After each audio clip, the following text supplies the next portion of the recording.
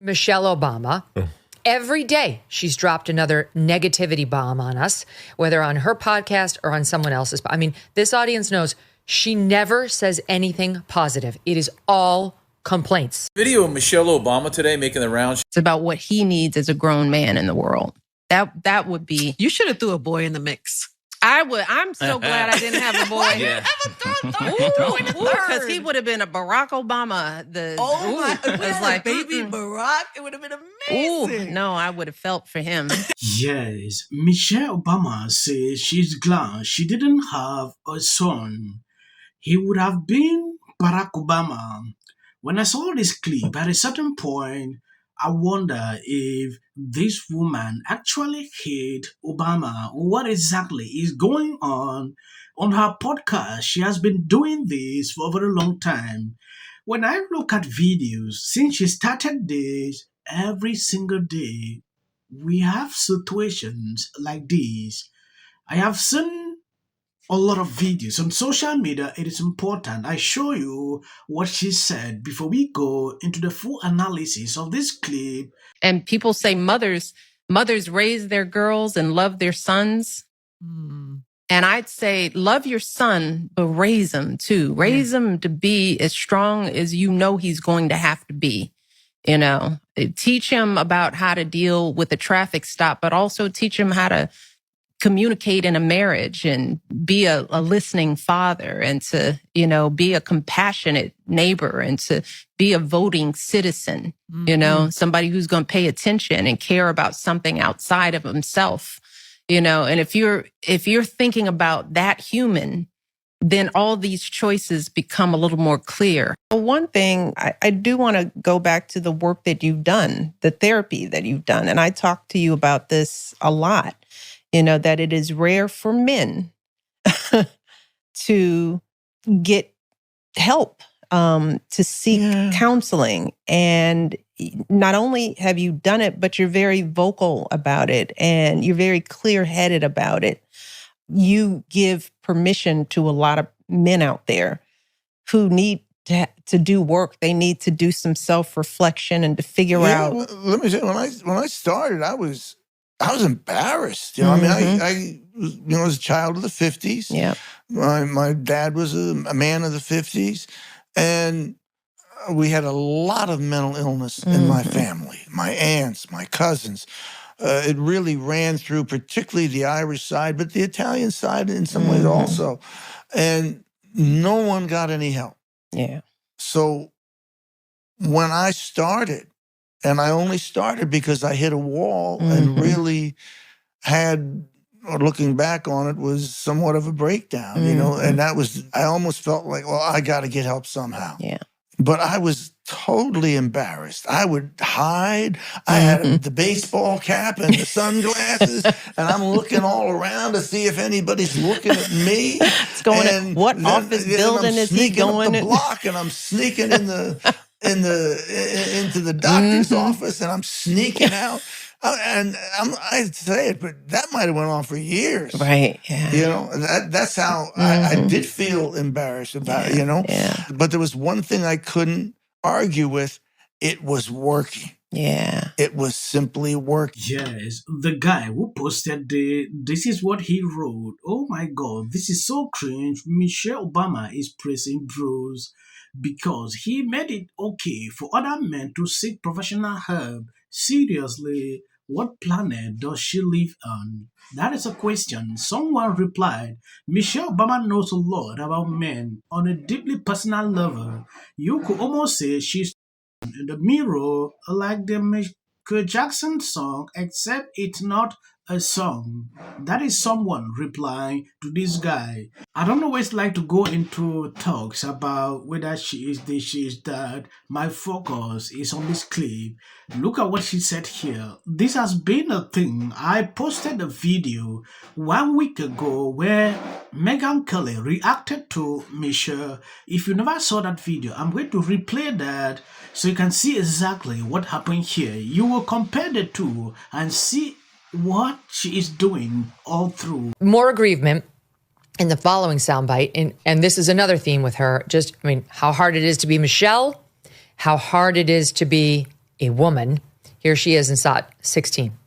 Drink excessive amounts of alcohol, that might be a factor. But the thing that's different about women than it is about men, with men, you make a new set of sperm every 69 days. You get a new batch, right? Right. We are born with all we're ever going to have. And that's it.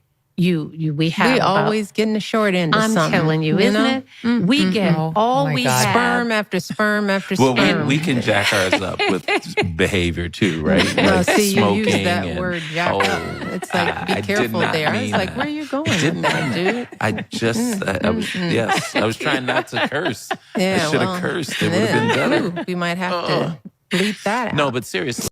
Michelle Obama just made a bold statement about women's reproductive health, and people are losing their mind over it.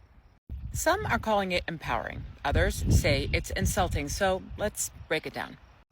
Michelle said this: the ability to have a baby, it is not the only thing, and it's not even the primary thing that our bodies are made to do. To a lot of women, that's a powerful reminder that our bodies are not just baby-making machines. That our bodies are part of a larger complex system that affects everything from metabolism to mental health to well-being. But here's the backlash. People clap back, saying things like, motherhood is the most powerful thing God gave women. It is not a side effect. It's a miracle. And we are tired of celebrities trying to convince us that growing life is demeaning. When you take a look at this article, Michelle Obama is facing backlash after a video surfaced on social media from a podcast in which she says that the least important thing about a woman's reproductive system is that it produces life. Motherhood is the most beautiful and powerful gift God gave women. Creating life isn't a side effect, it is a miracle. Author Daniel. When I look at what Michelle Obama is doing, every single time things like these will surface, and it stir up a lot of reactions on social media. A lot of people are reacting to this. I just want to show you Complaints here. Here's one from her most recent episode, which still on YouTube, she's got like 200,000 subscribers. It's really amazing that now she's been doing this for how many episodes? She's been literally on every podcast of the left wing promoting it. And that's still all she's managed to get. Here she is interviewing Dr. Sharon Malone, perhaps better known as former Attorney General Eric Holder's wife. And therein lies the problem, as these two ladies married to two very famous men are pissed that they are not the alpha in terms of popularity and recognition in their marriages. Listen to this. Sharon's husband happens to be former Attorney General Eric Holder. He's a non-factor. He is not a non-factor. He's a non-factor in our relationship. Story. Okay, in our then story. let's Neither of contextualize them, although that, they put us together because we were both reluctant spouses attending one of these huge dinners. And where were they? Was Barack a U.S. senator at the time? Yes, he was a senator because you were still living in Chicago and Eric was in private practice. So it was the very early days. And, she came to D.C. and you didn't come to D.C. much in those days. No, ma'am. And they sit us at a table and we were seated just about like this. She was across the table from me. Okay. And you know how there are things going on around us. And I would just look over at her and it was... Well, and the things were, there was a line of people waiting to shake hands with our respective husbands, people like reaching over our heads and spilling water on us, trying to get to these two, illustrious men. And that's annoying because she's supposed to be the star. Michelle Obama. This dovetails perfectly with so many other comments she's made about how she is like, what about me? What about me? What did those 8 years in the White House do to my soul? And why isn't anyone asking? They shouldn't have to be told to ask about how I'm doing. Yes, if you've been watching this channel for some time now, you realize this is about the fifth segment I'm doing about Michelle Obama complaining, oh this, oh that. Every single time I see this, I don't know. Why is she even doing this? Someone told me like she's doing this just to go viral so the podcast can pick up. But this is not the way to go about it. This is a first lady we are talking about here. Not just any kind of person. This her podcast is just everyday full of controversies. This look at what she's saying here. We ought to feel sorry for. On top of that, these podcasts where you what she's doing, which is basically just like going around and chit-chatting about her life and the things she thinks is interesting in her life or the thoughts she has in the middle of the night. It's such an act of extreme narcissism to go around talking constantly about the things that are being done to you that you think are unfair when in the entire 8 billion people on the planet, you are basically in the top 0.00001% of the people who are the most privileged by every reasonable metric. I'm not saying people don't go through bad times if they're very rich or very famous. Of course they do.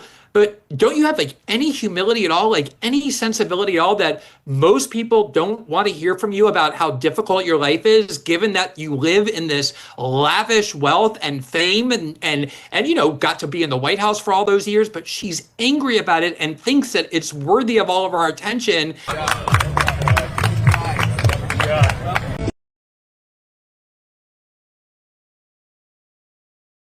People line up for my advice, and you're walking away like I'm stupid. It's why don't we choose more carefully who we're going to lionize? Why marriage, infertility, trying to have kids makes things difficult. It's like she's seriously depressed about how hard it is to live in the White House. Post this morning alleging that since I said I will prevail. It also shouldn't be racial. Require Carmelo to run. He had 100. Has been overwhelming. The lies in their amplification. This is not going to end. Right is right and wrong is wrong. All good. If you see any clips after this, that is just for the YouTube algorithm. What if he says self-defense? There's no self-defense. The kids in here and resolve this issue is called conflict resolution. Again, the evidence is still coming in. This is definitely a self-defense case because it always is one until you...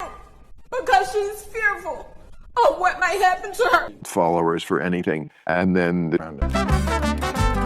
Registration Act is talking about term, and you will be very... Once again, the field was littered with Winter does. And black people don't want to live around ratchet black. How bad is his reputation going to be? Gavin Newsom and Karen Bass have already proven they're incompetent. A lot of the black people that I see